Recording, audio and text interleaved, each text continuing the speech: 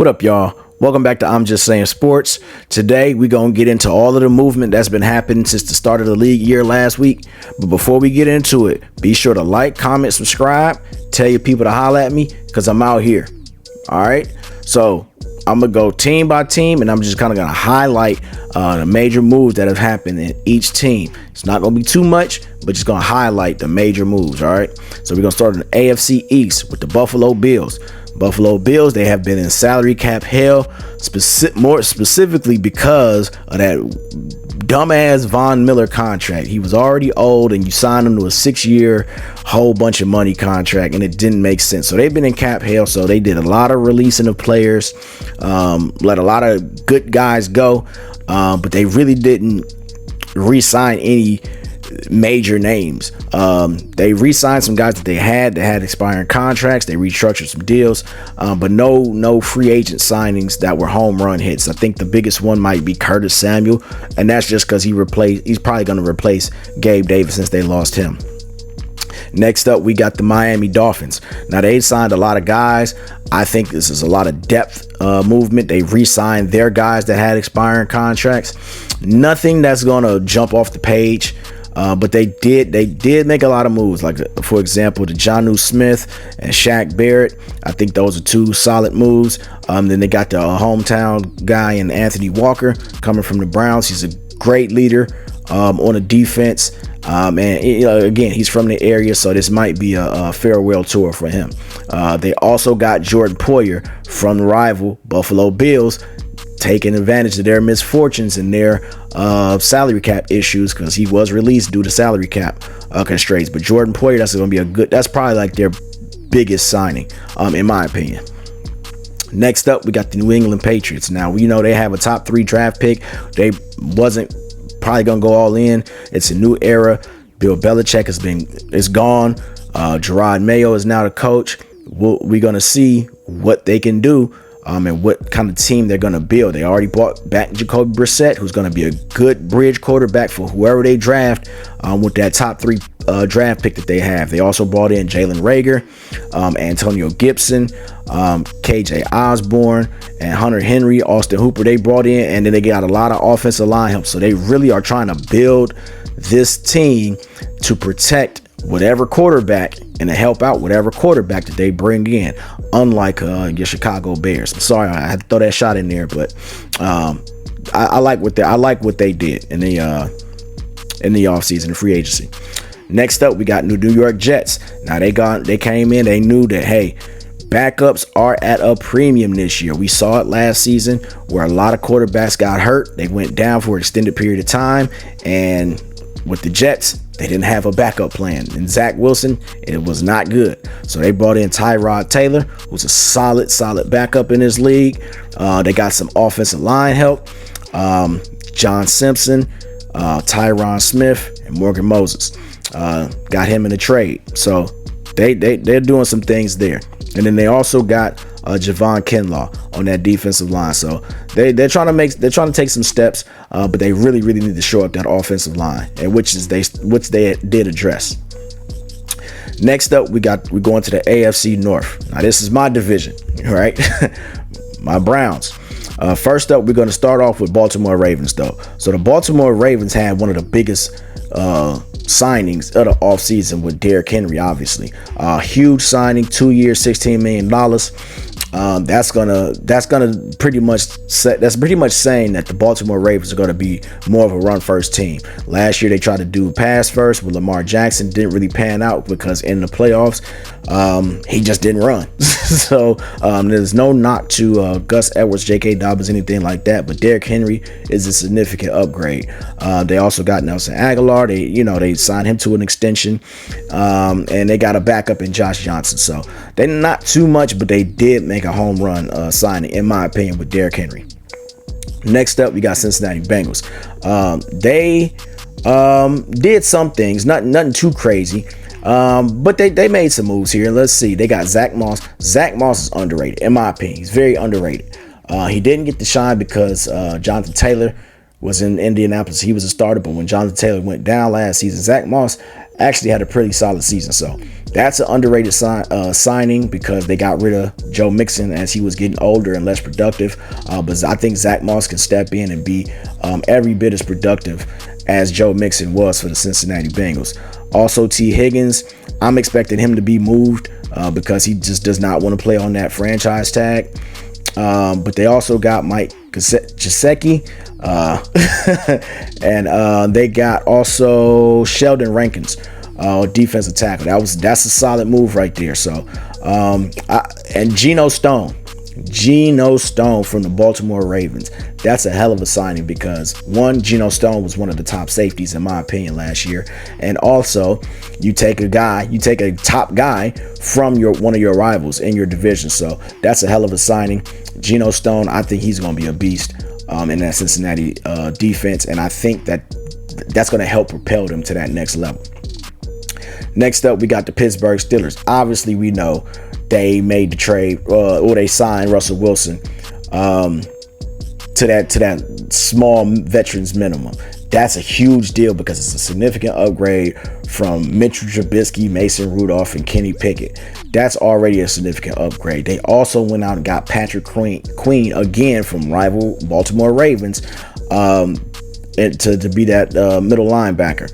And then they just traded for Justin Fields. Now, there's been a lot of controversy, but Justin Fields wanted to go to Pittsburgh because he felt he had that relationship with Coach Mike Tomlin, and he probably could get some playing time at some point.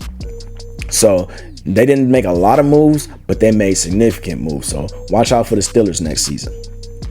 Lastly, my Browns, my home team, made some great moves with the trade for Jerry Jeudy, re-signing guys like Zadarius Smith, Mo Hurst, and Corey Bojorquez, the punter.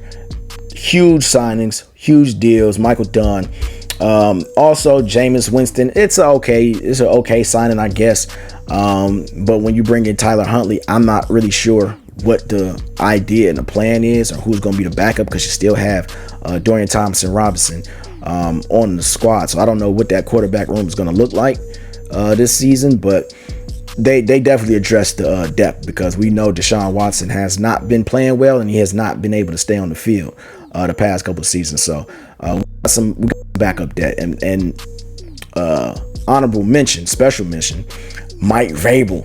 Mike Vrabel is come in and be a coaching consultant, man. So I'm super excited about the Browns this season.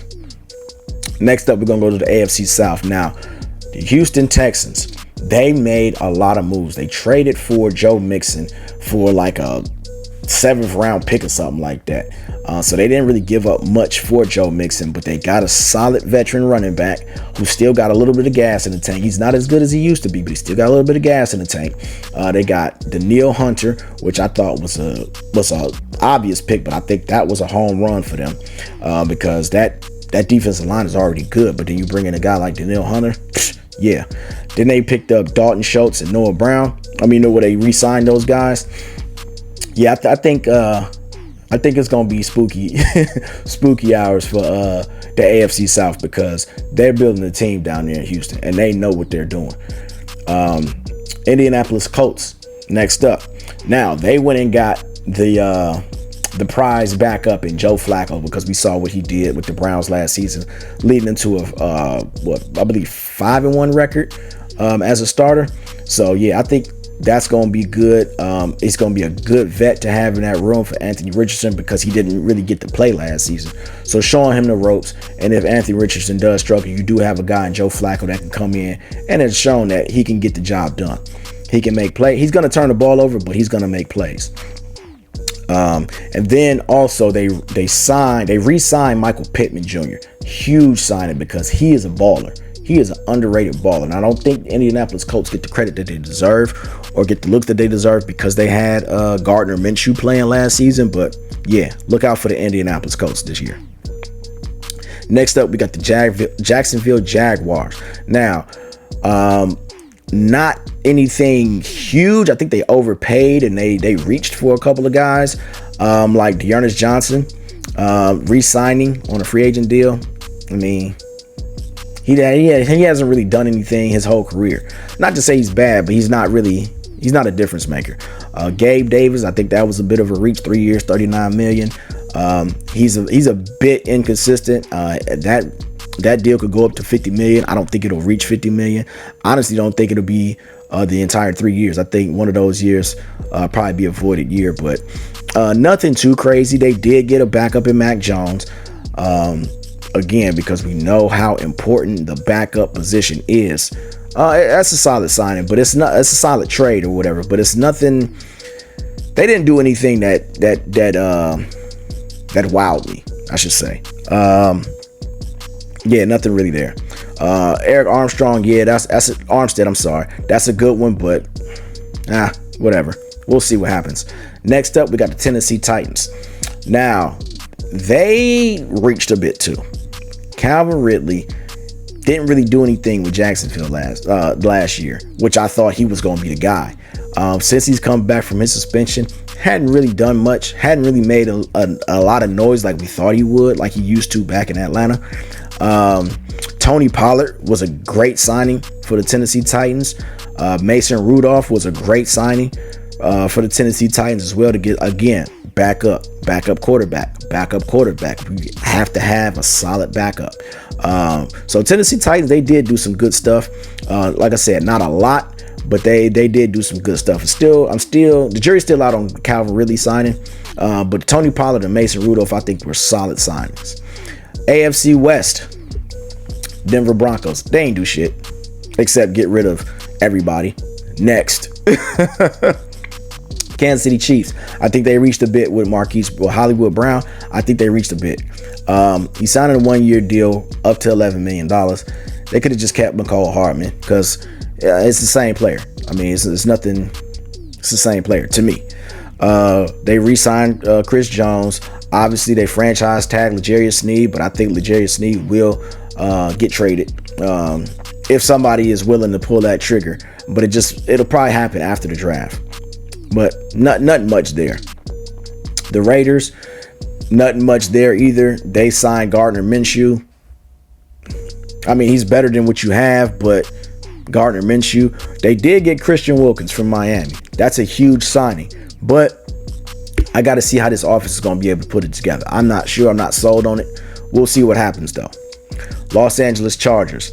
They didn't really do shit. I'm looking at it. They didn't really do shit. Denzel Perryman, okay. Hayden Hurst, Will Disley, you know what I'm saying? What did y'all really do? They got rid of both of their receivers.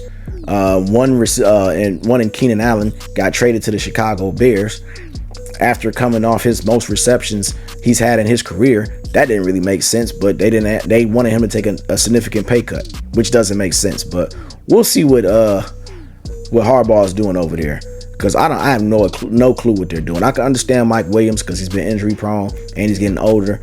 But treating Keenan Allen like that sounds crazy to me.